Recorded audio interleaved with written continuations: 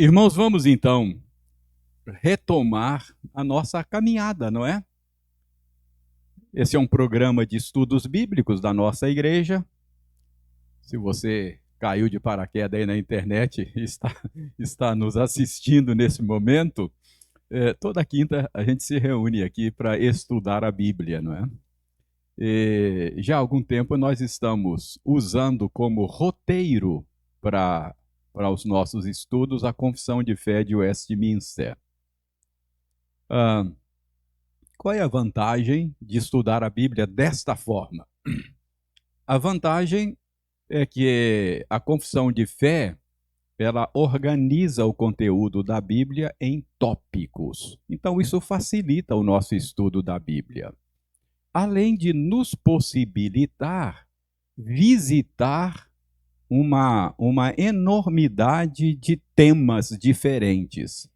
Nós estamos no capítulo 24, cada capítulo é um tema, então isso significa que estamos no 24º tema diferente. Então já estamos estudando 24 temas até aqui.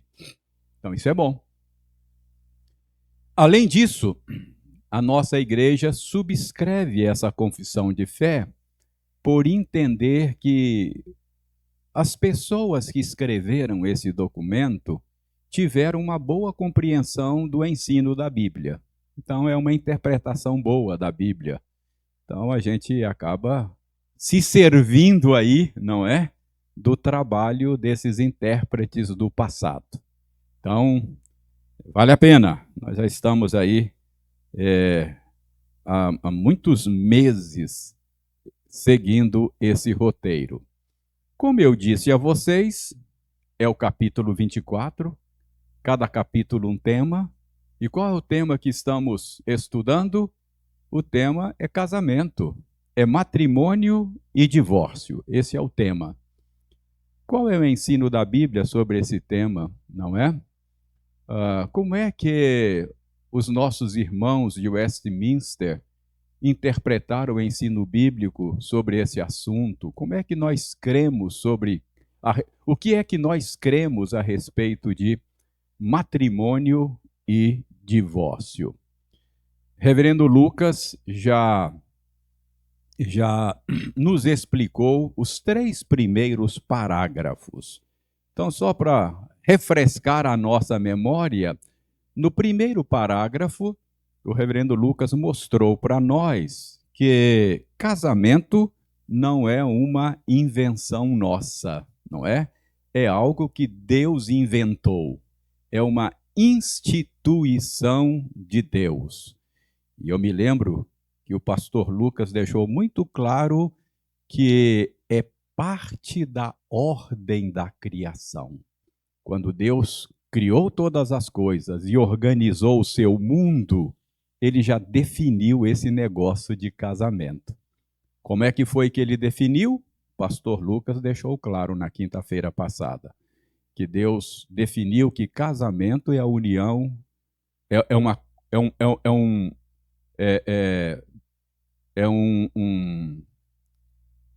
uma conjugalidade heterossexual. Então, Deus projetou para funcionar como uma conjugalidade heterossexual.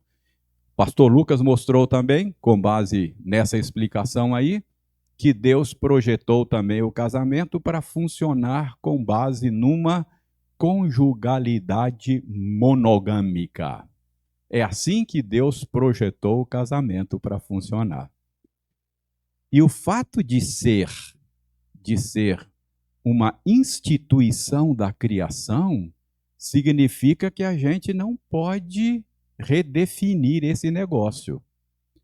A nossa cultura ocidental está redefinindo o casamento.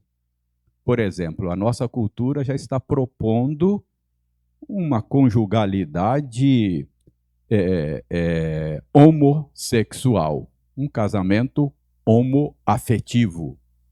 Essa é uma proposta que está aí sendo colocada na mesa, não é?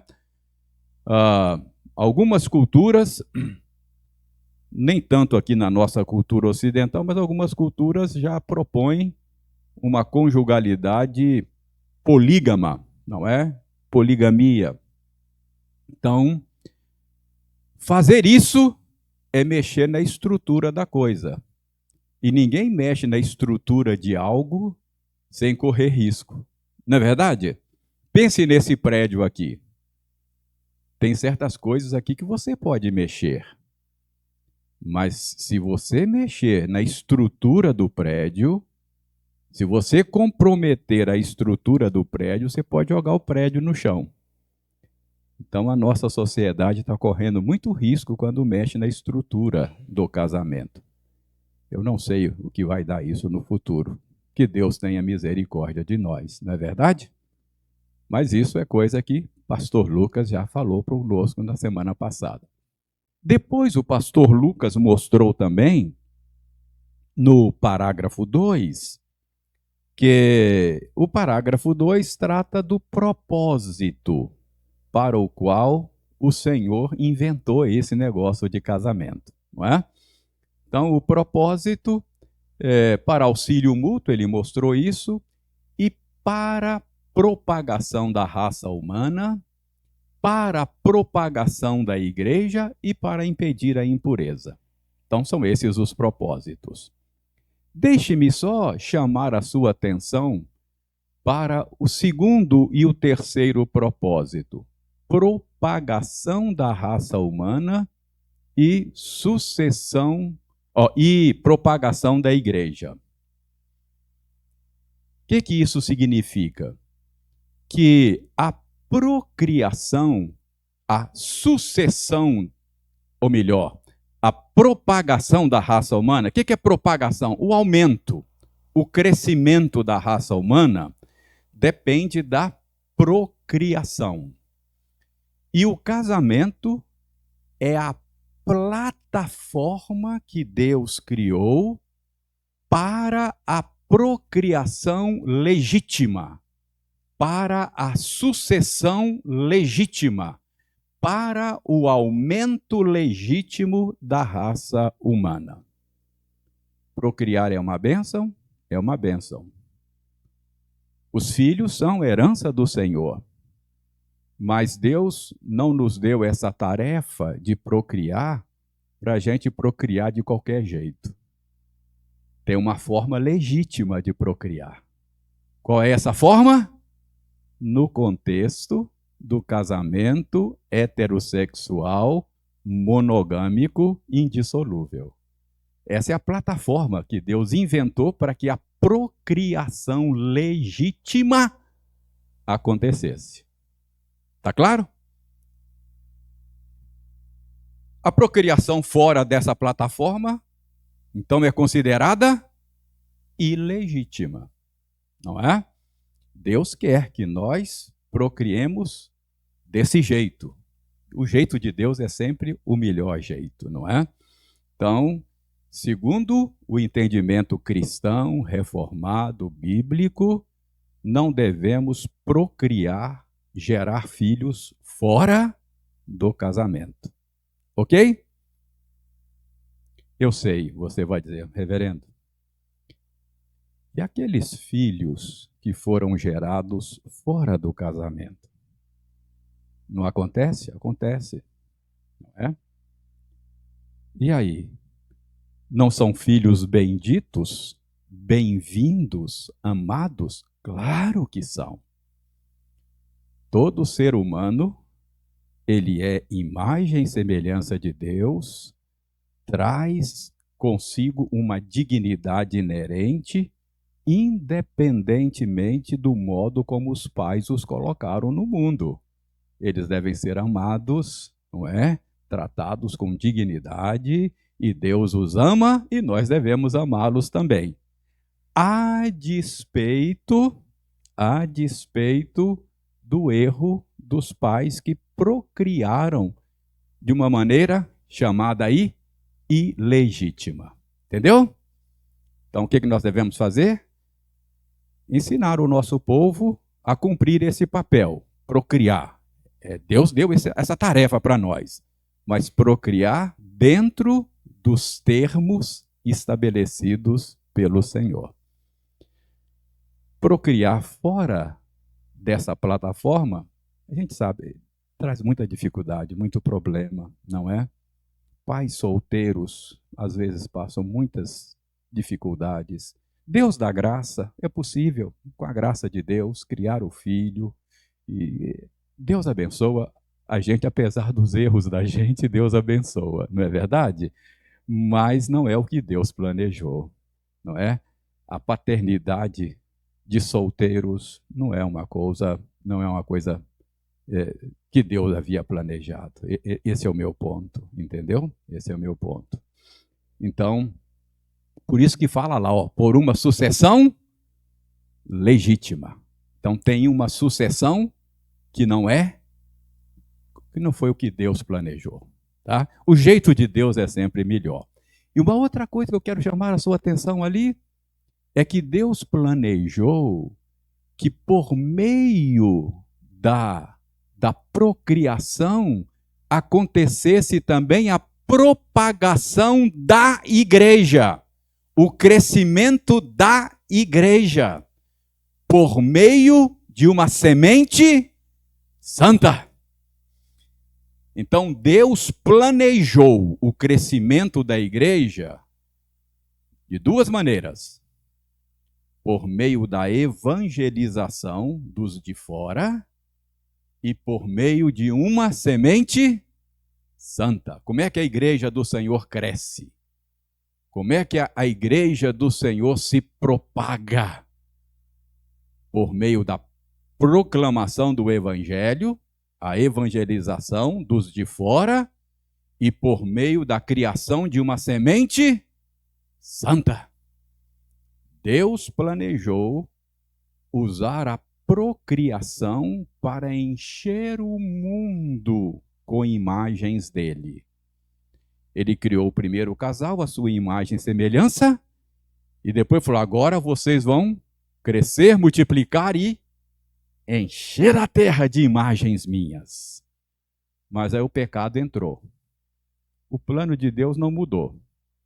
O plano de Deus é: vocês vão encher com imagens minhas. Agora vai ser difícil. Em dores darás a luz. Essa tarefa vai ser difícil, porque vocês vão ter que lidar com uma procriação de pecaminosos como vocês. Mas não desanimem não. Não desanimem não. Já está a caminho aquele que vai esmagar a cabeça da serpente.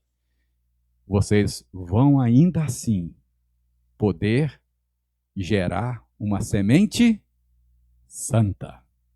Então, qual é o nosso papel? Apenas procriar? Não. Procriar uma semente santa. Eu li outro dia que um pastor foi visitar a ovelha no hospital que acabara de ter neném. E a irmã falou assim com o pastor: pastor, já dei a minha contribuição. O Senhor disse que devemos crescer, multiplicar, encher a terra. Então, já cumpri o meu papel. Está aí o meu herdeiro. O pastor falou assim: você ainda não cumpriu, você só está começando. Você agora precisa treiná-lo para viver para a glória de Deus, não é? Então, não é só colocar filhos no mundo. É uma semente santa. Difícil? Seria impossível se nós não tivéssemos a ajuda do Senhor. É por isso que nós batizamos as nossas crianças, porque nós cremos que a procriação é um dos meios que Deus usa para a propagação da igreja. Ok? Muito bem. Para frente. Aqui, pastor Lucas passou conosco também, e foi o último parágrafo que ele comentou conosco, e ele mostrou que a vontade do Senhor é que nós que os seus filhos e filhas não entrem numa aliança conjugal com incrédulos, com não crentes, não é? Esse é um vínculo que não deveríamos assumir. É o famoso julgo desigual. pastor Lucas deixou muito claro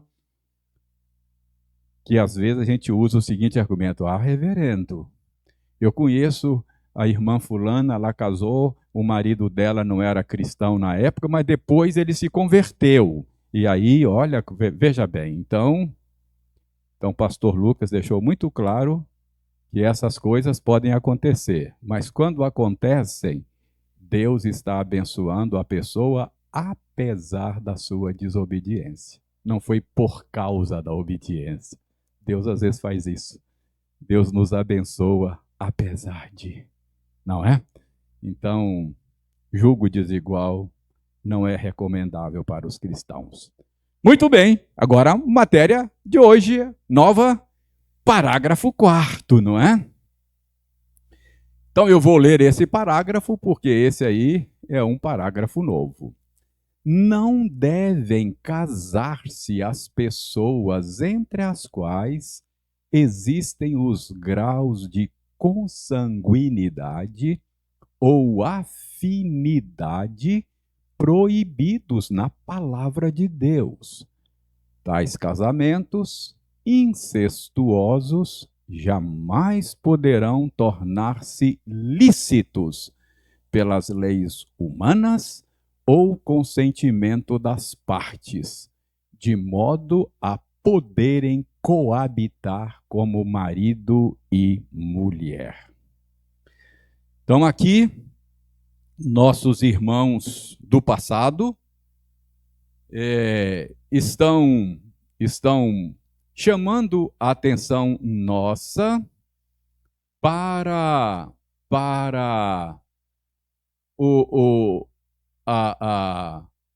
para a natureza ilícita do matrimônio entre pessoas que têm graus de consanguinidade ou afinidade. O que é isso? A confissão de fé aí, com base sobretudo no texto de Levítico 18, e por causa da natureza vinculante do casamento, considera ilegítimo o casamento incestuoso, seja por grau de consanguinidade ou de afinidade. Irmãos, o pressuposto desse entendimento é a natureza vinculante do casamento.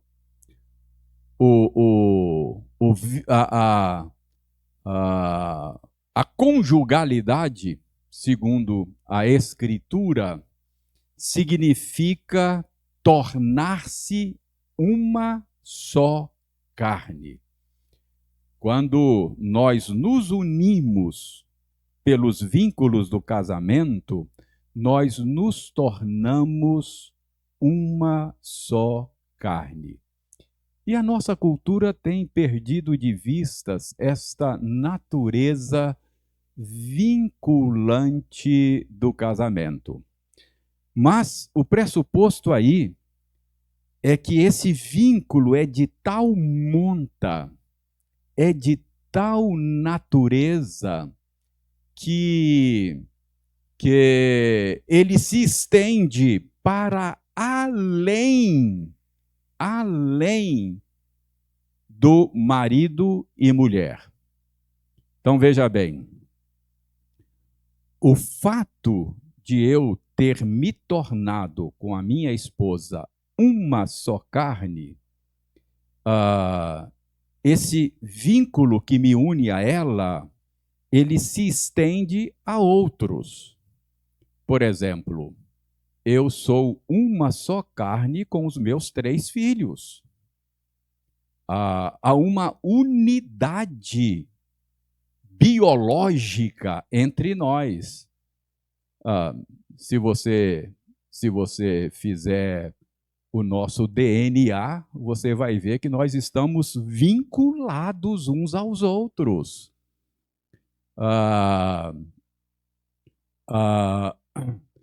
Quando você vai ao médico, por exemplo, o médico te faz perguntas do tipo assim: por acaso na sua família tem casos de diabetes? Não é? O meu avô tinha diabetes. Então, o que o médico está investigando? Esse vínculo estabelecido. Então, você percebe a natureza vinculante do casamento? Quer dizer, é um vínculo de tal monta que me conecta não apenas a Eliane, mas a outras pessoas. Então, o entendimento de Levítico 18 e o entendimento da nossa confissão de fé à luz de Levítico 18 é de que este vínculo impede-me de unir-me pelos vínculos do casamento com pessoas que estão vinculadas assim comigo. Grosso modo, eu não devo me casar com a minha filha. Entendeu? Isso é um casamento ilegítimo, incestuoso, não é? Então, veja bem, isso é um vínculo de consanguinidade. Então, o entendimento bíblico e o entendimento da nossa tradição é que isso me impede de contrair núpcias com pessoas que estão ligadas a mim desta maneira. Mas há não apenas graus de consanguinidade, mas também graus de afinidade. O que é esse grau de afinidade? Então, os meus filhos se casaram. Então, eu tenho 2 filhos.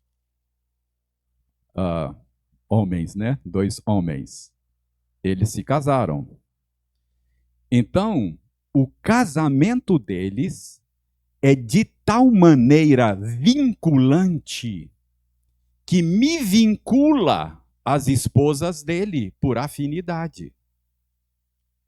Eu não tenho vínculo consanguíneo com as minhas noras.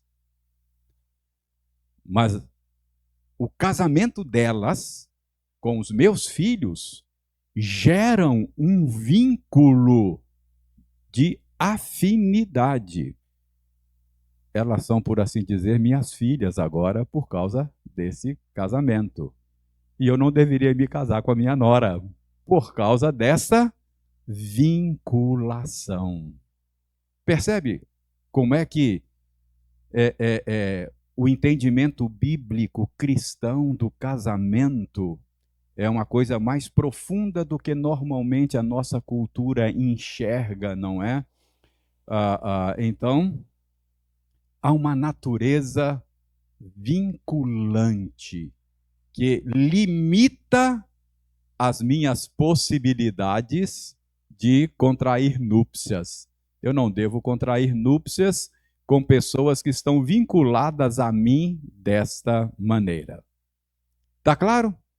Depois você pode ler Levítico 18, você vai perceber ali que ora fala de vínculo, né, consanguíneo e ora é vínculo de afinidade, fala de nora e etc. Aí em Levítico 18 você vai ouvir a expressão ou ler a expressão descobrir a nudez. Você não deve descobrir a nudez. Mas isso é um eufemismo para falar da relação sexual. Descobrir a nudez é não se deitar, não manter relação sexual ou seja, não se casar com pessoas com as quais você está vinculado assim. Então, pois não, Ana Rita? Espera um pouquinho, porque o Gil vai lhe dar o microfone e aqueles que estão nos acompanhando em casa vai ouvir a sua pergunta. Aí tem que ligar, né, Gil? Se não ligar, aí o pessoal não vai ouvir. Ligou, beleza. Quando o senhor fala da afinidade, da consanguinidade, por exemplo, primos, a gente vê muito primos. Aí, nesse caso, tem grau Ou, por exemplo, é só no primeiro grau que é considerado isso, ou ela é sequencial, vamos dizer assim?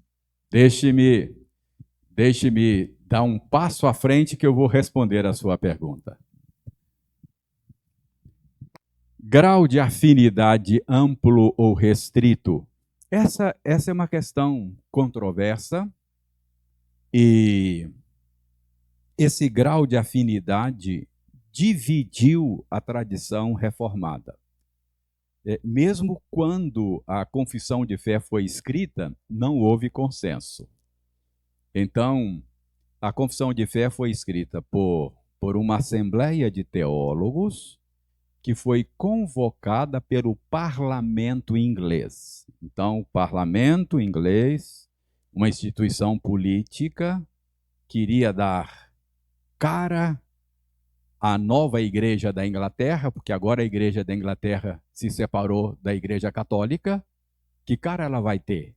Então, o parlamento convocou uma assembleia de teólogos para redigir um documento sobre doutrina, forma de governo e forma de culto para reger a igreja na Inglaterra. Quando os teólogos de Westminster apresentaram, porque aí a confissão de fé era uma proposta que ia para o parlamento e o parlamento aprovava ou não aquela redação.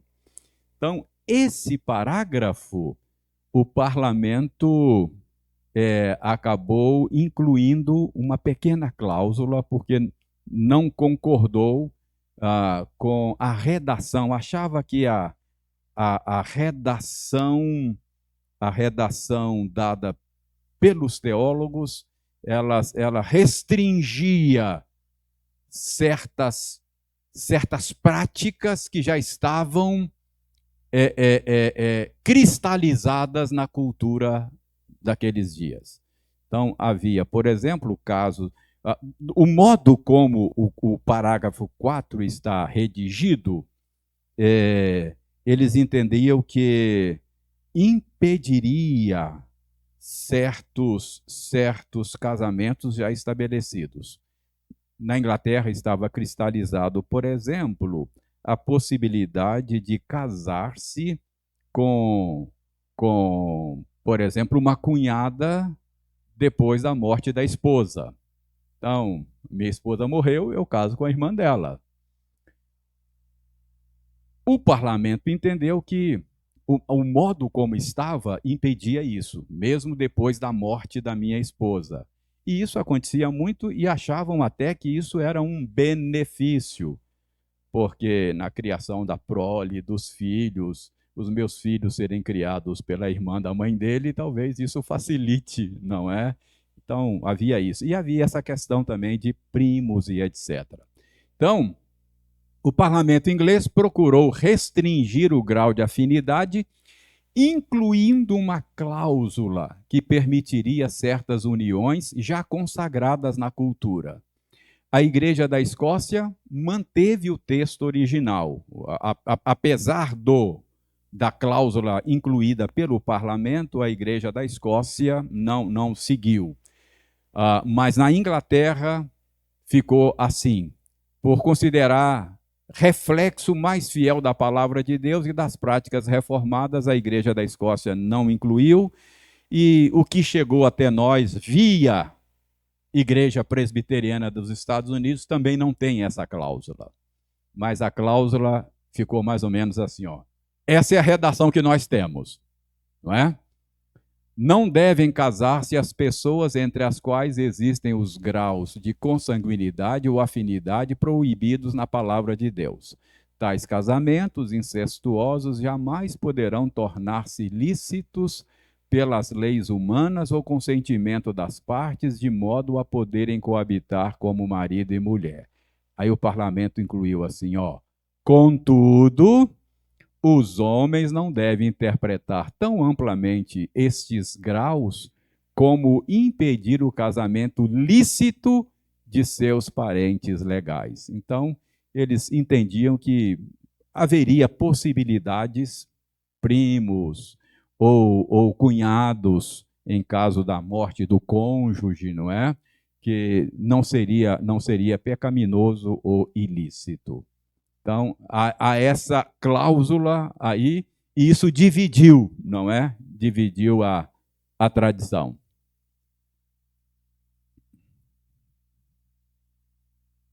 Fique à vontade, pode ficar à vontade. Agora, uma coisa que a gente vê, nem sempre, mas acontece, é que o transgredir a lei de Deus, nessa situação aí, tem filhos com problemas, né? Isso posteriormente, hoje, há estudos genéticos que entendem que há uma possibilidade maior de problemas genéticos quando há graus de consanguinidade. Então, Muito próximo.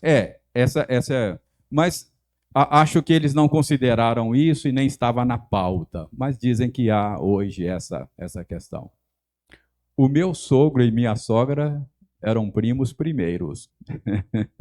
Primos primeiros.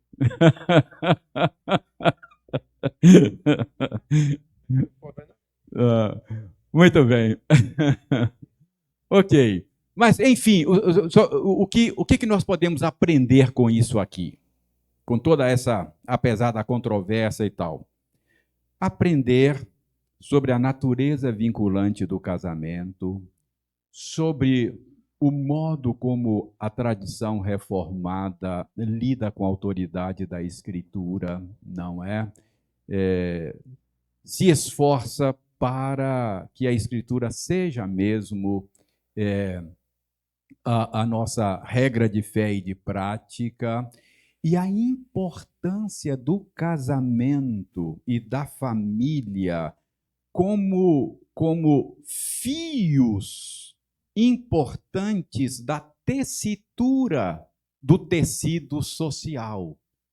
Então, quando a gente desconsidera essa instituição, como a nossa sociedade tem feito, a tendência é abrir roturas no tecido social. A sociedade adoecer quando casamento não é levado a sério e a gente não observa o projeto do Criador para essa instituição. Por isso é que eu disse que toda essa tendência da nossa época de redefinir o que é casamento pode deixar estragos aí no tecido social que a gente não sabe o que vai acontecer com a nossa sociedade no Ocidente, não é? A gente sabe que acontecem, por exemplo, na nossa experiência, as dificuldades consequentes da nossa banalização do vínculo conjugal, não é? Muito bem. 5. Parágrafo 5. O adultério ou fornicação cometida depois de um contrato, sendo descoberto antes do casamento, dá à parte inocente justo motivo de dissolver o contrato. No caso de adultério depois do casamento, à parte inocente é lícito propor divórcio e depois de obter o divórcio casar-se com outrem, como se a parte infiel fosse morta.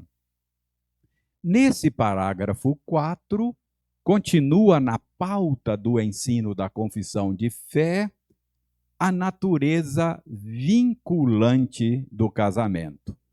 Então, o que nós estamos vendo agora é que o casamento foi projetado para ser uma aliança indissolúvel. Nós já vimos que Deus projetou para ser uma conjugalidade heterossexual, uma conjugalidade monogâmica, e agora o que está ensinando aí é que essa conjugalidade ela é também indissolúvel. Como é que esse parágrafo está ensinando isso aí? Ensinando por meio da cláusula de exceção. Está dizendo aí que esse vínculo pode ser dissolvido se houver casos de adultério, mesmo antes do casamento propriamente dito, não é? Veja lá, o adultério ou fornicação comedida, estou lendo em cima ainda, tá? Só para você não, só para você entender aqui, deixa eu voltar aqui. O adultério ou fornicação comedida antes de um contrato. Essa terminologia aí talvez a gente não vai entender. Que contrato é esse? Antes de um... Não, depois de um contrato e descoberto antes do casamento. Então, é entre o contrato e o casamento. Você tem que entender contrato aí como equivalente ao nosso noivado. Entendeu?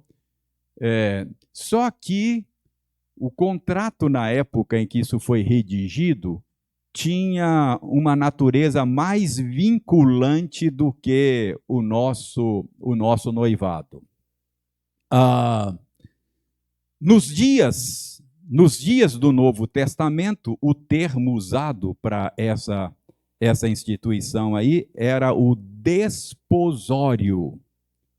Lembra que Mateus diz que quando Maria ficou grávida, ela estava desposada de José.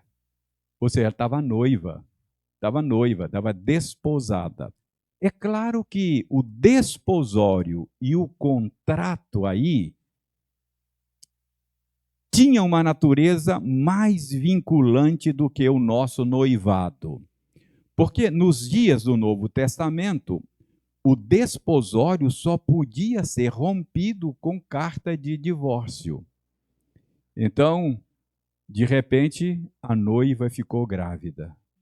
José, obviamente, pensou, ela foi infiel. O filho não é meu. Ela foi infiel. E José estava, diz o Evangelho de Mateus, matutando e planejando deixar Maria secretamente. Por que secretamente? Ele talvez estivesse resistindo a abrir um processo de divórcio contra Maria, o que poderia, inclusive, causar a penalidade de Maria até com pena de morte, porque o adultério era punido de maneira muito severa. Então, José resolveu deixar Maria secretamente, ou seja, ir embora, fugir, levar a culpa, não é? Ficar como um sujeito sem caráter, deixou a noiva grávida e foi embora. Nesse contexto, enquanto ele estava matutando essas coisas, a Bíblia diz que lhe apareceu um anjo e disse: José, não é nada disso que você está pensando. Maria é uma moça honesta. Um milagre aconteceu. Então, ele tomou Maria para ser a sua esposa, e diz a Bíblia que não a conheceu, ou seja, evitou relacionar-se sexualmente com ela, até que nascesse o seu primeiro filho, que recebeu o nome de Jesus. Depois viveram vida comum de marido e mulher, normalmente, e nós cremos que Maria teve outros filhos, não é? Enfim, então, estou dizendo tudo isso para você entender o termo contrato ali. Então, o que os nossos irmãos estão dizendo que a natureza vinculante do casamento é de tal monta que não apenas limita outros vínculos, como vimos ainda há pouco, mas também limita a sua própria dissolução. Ou seja, o adultério legitima a dissolução. Não obriga, mas legitima. Então, Esse é o entendimento bíblico. E o texto que o Ildeir leu conosco dá-nos aí a opinião de Jesus a respeito desse assunto. Dê uma olhada aí em Mateus 19. Olha o verso 3 de Mateus 19. Vieram ter com Jesus alguns fariseus e eles experimentavam Jesus, perguntando a opinião dele a respeito do divórcio. É lícito o marido repudiar a sua mulher por qualquer motivo? Resposta de Jesus: não tendes lido, verso 4. Curioso, não é? Embora sendo Deus, Jesus envia os seus consultores, não é? Aqueles que estavam fazendo perguntas a ele, os seus interlocutores, ele os remete para a Escritura. Então, notem que para Jesus a Escritura era o tribunal último de recurso, não é?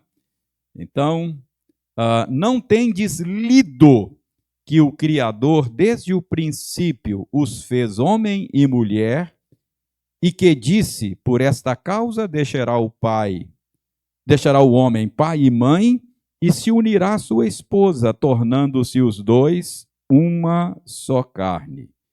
De modo que já não são mais dois, porém uma só carne.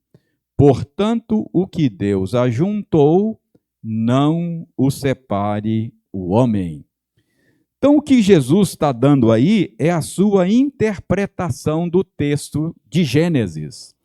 Jesus está dizendo que quando Deus determinou que homem e mulher se unissem pelos laços do casamento e que isso faria dos dois uma só carne, Jesus está entendendo que Deus planejou, estabeleceu o casamento com um vínculo indissolúvel. E ele disse, portanto, não separe o homem, ou seja, não considere dissolúvel aquilo que Deus criou indissolúvel, não é? Então, toda dissolução do vínculo conjugal é traumática. Não é verdade? Divórcios acontecem, mas não era para ser assim. Quando acontece, machuca, arranca pedaço, sangra, fere. Não era para ser assim. Entendeu o ponto aí? Então, o casamento foi projetado para ser indissolúvel e nós não deveríamos considerá-lo dissolúvel, porque isso é ignorar o projeto original. Sempre que eu falo de projeto original, me vem à mente esta metáfora. Pense no meu carro. Ele foi projetado para funcionar com dois tipos de combustíveis, gasolina ou álcool. Quando o engenheiro projetou meu carro, ele idealizou, ele pensou, ele projetou para ele funcionar com esses dois tipos de combustíveis. Então eu tenho que obedecer o projeto original, não é verdade? Agora pense assim, que eu penso assim, não, eu vou fazer uma viagem longa, olho lá na bomba, eu acho que é mais negócio colocar óleo diesel. Tá mais barato o óleo diesel. E eu encho o tanque com óleo diesel. Ignoro o projeto do engenheiro. O que vocês acham? Eu fiz um bom negócio? Vou ter problema, não vou? Eu não posso ignorar o projeto original.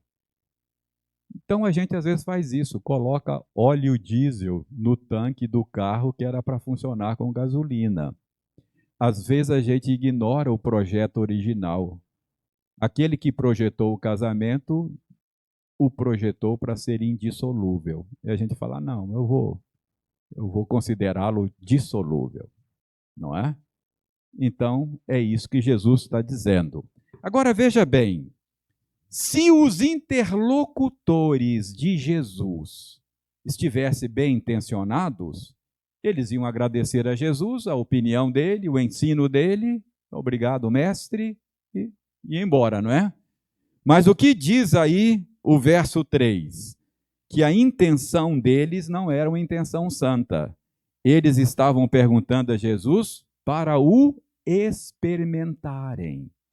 É que havia uma grande controvérsia a respeito desse assunto. Nós vamos ver daqui a pouco que havia duas correntes de interpretação da lei de Moisés, não é? Moisés legislou lá e disse que se o homem achasse coisa indecente na sua esposa, ele daria carta de divórcio. E havia duas correntes de interpretação dos rabinos. Coisa indecente significa o quê? Havia uns que diziam, não, significa adultério, relação sexual ilícita. Isso é a coisa indecente que possibilita a dissolução do vínculo conjugal. Mas havia uma corrente mais liberal. De não, coisa indecente é qualquer coisa que o marido não goste. Vai lá, queimou o arroz, divórcio. Não é? Então havia essas duas correntes de interpretação. E aí eles perguntam a Jesus porque querem colocar Jesus numa saia justa, não é? Então eles fazem essa pergunta para Jesus. E aí Jesus disse que casamento é indissolúvel. Olha a réplica deles no verso 7. A réplica é: então por que é que Moisés mandou dar carta de divórcio e repudiar? Então, a intenção deles era ver a opinião de Jesus sobre a legislação de Moisés. Por que é que Moisés mandou dar carta de divórcio? Chama sempre a minha atenção a tréplica de Jesus no verso 8. Jesus diz aqui, por causa da dureza do vosso coração é que Moisés vos permitiu. Moisés não mandou. Ele permitiu. O que Moisés estava fazendo era legislar sobre uma situação estabelecida para proteger a mulher, porque ela era repudiada por qualquer coisa e muitas vezes o marido fazia isso por conta própria, sem nenhuma obediência à comunidade. E Moisés, então, legislou. Você precisa oficializar isso, carta de divórcio. Então, Moisés estava legislando sobre uma situação já estabelecida. Ele permitiu. Então, Jesus corrige o verbo, Moisés não mandou, ele permitiu, e permitiu por causa da dureza do vosso coração. E Jesus diz, entretanto, final do verso 8, não foi assim, ou seja, não foi assim quando Deus idealizou a coisa.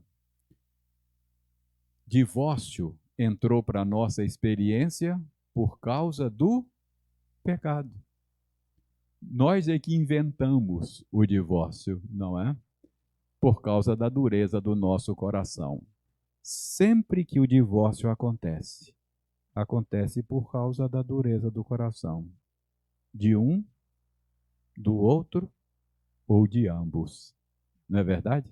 Então, é isso que Jesus está dizendo. O divórcio é sempre um sinal triste para nós. Somos pecadores. Nós negligenciamos o projeto original do Criador. Entenderam? Oi.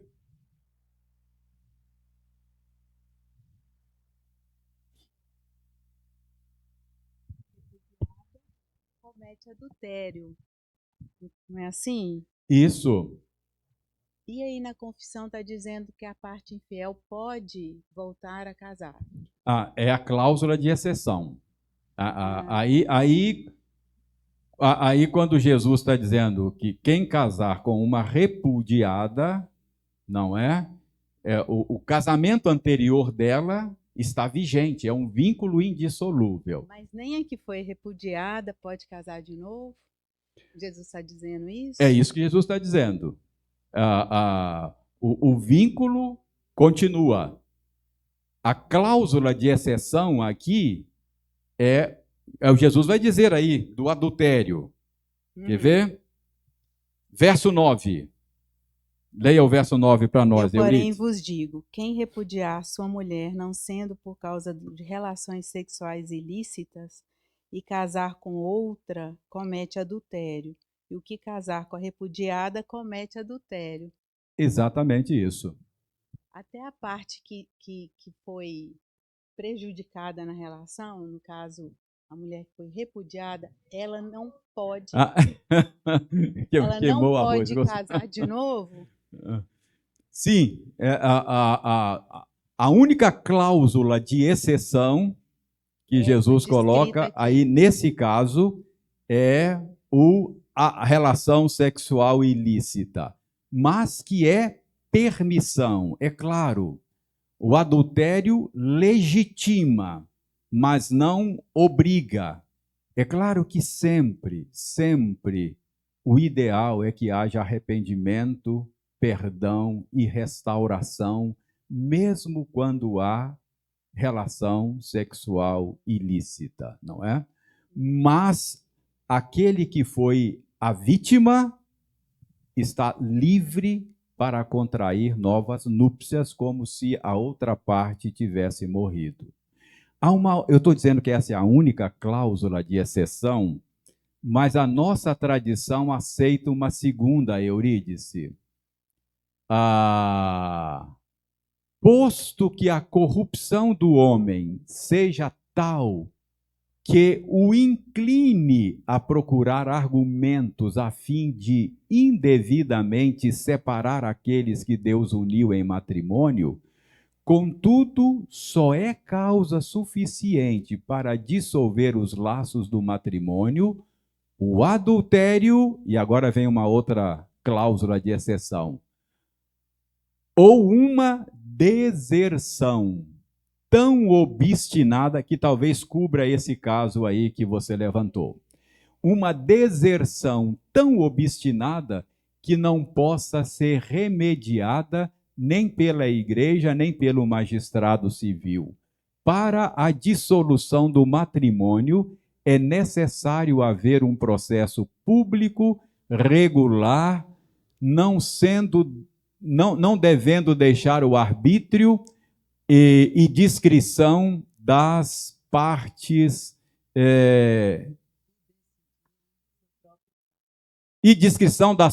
o decidirem o seu próprio caso. Então, deixe-me só mostrar para você aqui, Eurídice. 1 Coríntios 7,15 talvez seja a base bíblica para essa deserção irremediável que talvez cubra esse tipo de caso que você levanta. O que diz 1 Coríntios 7,15? Mas se o descrente quiser apartar-se, que se aparte. Em tais casos não fica sujeito à servidão nem o irmão, nem a irmã. Deus vos tem chamado à paz. É claro, Paulo está falando aqui de casos de casamentos, não é o casamento misto aqui. Caso de um cônjuge se converter à fé cristã e o outro não. Então, a pergunta que Paulo está respondendo é a seguinte: olha, eu agora tornei-me cristão, eu amo a Cristo, eu pertenço a Cristo, o meu cônjuge não pertence. Então, o meu casamento acabou? Paulo dizendo, não. Se a parte infiel, qual é Se a parte infiel, ou seja, infiel no incrédula, não é que não é a parte fiel, não, aceita permanecer casado, tudo bem, o seu casamento continua de pé. Agora, se ele quiser desertar, ou seja, você agora não te aceito mais, eu não vou ficar casado com um cristão. Percebe? Então, Paulo diz que se aparte. Então, nesse caso, a nossa tradição entende que aí nós temos uma base bíblica para uma deserção irremediável. Então, se mesmo que não haja relação sexual ilícita, mas se um dos cônjuges abandona o casamento e, a despeito de todas as tentativas da parte que ficou abandonada, ele não restaurar o casamento, então essa parte vitimada estaria livre por causa da deserção irremediável. Esse é o entendimento da nossa igreja e da nossa tradição. Sim, sim. Então, há duas cláusulas de exceção: relação sexual ilícita e deserção irremediável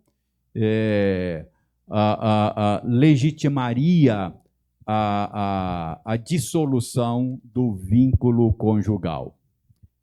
Fala, Ana.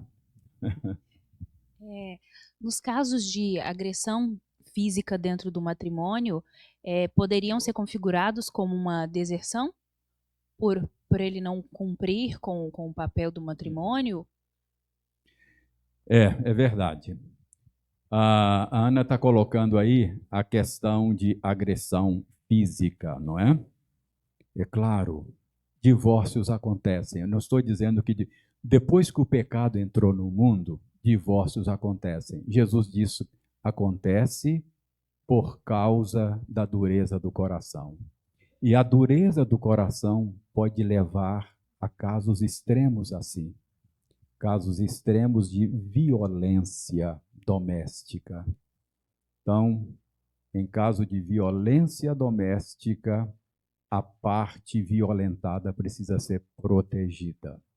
Protegida, o Estado tem o papel de protegê-la, punir o crime, estou falando de maneira geral, e se for casos intramuros dentro da igreja, a igreja tem a obrigação de proteger essa parte violentada, tem a obrigação, se for o caso da parte violentadora pertencer à igreja, ela sofrer a disciplina eclesiástica e, inclusive, denunciar as autoridades para que o crime seja punido também. Entendeu? Então, esse é um tipo de coisa que a gente precisa cuidar, sim. Mas o nosso ponto é dizer que isso sempre nos lembra o que o pecado fez conosco. É por causa da dureza do coração nosso que chegamos a esse ponto, às vezes. Isso deve divórcio. O nosso ponto aqui é, nós nunca deveríamos naturalizar o divórcio. O divórcio é sempre uma lembrança da nossa miséria e o quanto nós precisamos de Jesus. Entendeu? Mas, de maneira prática, essa parte violentada precisa ser protegida, precisa ser tirada de casa, protegida pela igreja e pelo Estado. E o pecado e o crime precisam ser julgados e punidos. Mas direito a um novo casamento diante de uma situação dessa e em relação à palavra de Deus, a pessoa não está livre para um novo matrimônio. É difícil a gente tratar esses casos de maneira genérica, não é, Ana Rita? Mas um caso assim poderia, de alguma maneira, ser enquadrado naquilo que nós chamamos de deserção irremediável. Quer dizer, um indivíduo assim pode ser considerado um desertor, não é? Alguém que abandonou o seu compromisso conjugal. Entendeu? Muito bem, então fechamos assim o artigo 6 do parágrafo 24. Então,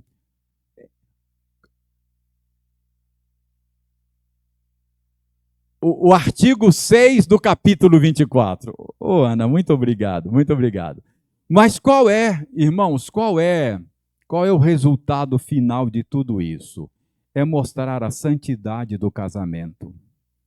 É mostrar a importância dessa instituição. É mostrar que essa instituição é um dos fios importantes da tessitura do tecido social. Uma sociedade e uma igreja que desconsidera o casamento, ela vai adoecer e vai morrer. Malaquias é um livro da Bíblia e o profeta Malaquias, por meio dele, Deus está denunciando a decadência espiritual do seu povo. A hora que você lê Malaquias, você vai ver lá. Então, Malaquias vai denunciando a decadência espiritual do povo de Deus e mostrando sinais, sintomas dessa decadência. Então, por exemplo, Malaquias começa denunciando o culto deles. Malaquias diz, olha o tipo de animal que vocês estão oferecendo para Deus. Olha, vocês estão morrendo. Oferece esse tipo de animal para o governador para ver se ele vai aceitar isso. Esse culto que vocês... Isso é um sintoma de morte, vocês estão morrendo. Aí ele vai mostrando sinais de decadência. Um dos sinais de decadência era o alto índice de divórcio. Malaquias diz assim, Deus é testemunha da aliança entre ti e a mulher da tua mocidade, a qual fostes infiel. Ele diz logo em seguida, Deus abomina o divórcio. O que Malaquias está mostrando? Que a banalização, a desconsideração com a instituição do casamento é um sinal de decadência espiritual. Então, uma sociedade, uma igreja que desconsidera essa instituição que é fundamental, que é da ordem criacional, está cavando a própria sepultura, não é? A gente não deve banalizar, não deve desconsiderar o casamento. Digno de honra é o matrimônio.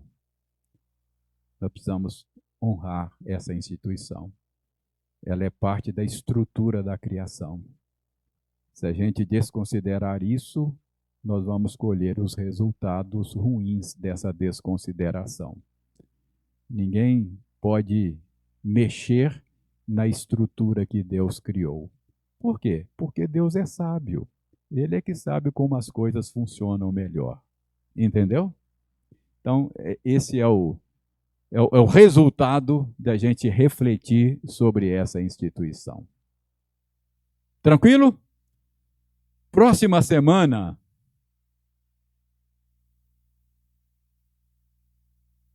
capítulo 25. Qual é o assunto? Igreja. Aí, semana que vem, é a vez do reverendo Lucas. Aí nós vamos começar a estudar um outro tópico. Agora não é mais casamento e divórcio. Agora é igreja. Então, esse é o assunto nosso.